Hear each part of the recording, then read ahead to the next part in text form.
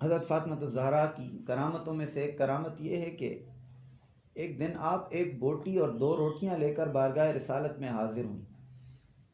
ایک بوٹی تھی، 2 روٹی. رحمت عالم نے اپنی پیاری صاحبزادی کے اس تحفے کو قبول فرما کے ارشاد فرمایا، اے لخت جگر، تم اس سینی کو اپنے ہی گھر میں لے چلو.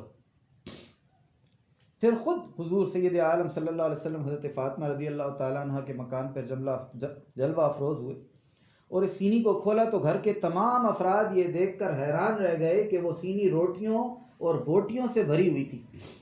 حضور اکرم نے فرمایا، انا لک ھذا بیٹی، یہ سب تمہارے لیے کہاں سے آیا؟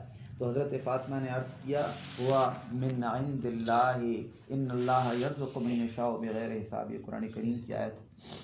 یہ اللہ کی طرف سے آیا ہے اور جس کو چاہتا ہے بے شمار روزی دیتا ہے. پھر حضور اکبر نے حضرت علی اور حضرت فاطمہ، امام حسن اور امام حسین اور دوسرے اہل بیت کو جمع فرما کر سب کے ساتھ سینی میں کھانا تناول فرمایا.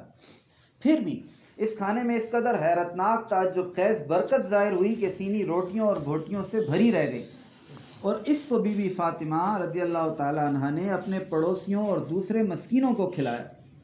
اس روایت کو تفسیر روح البیان میں لے کر آئے شیخ اسماعیل.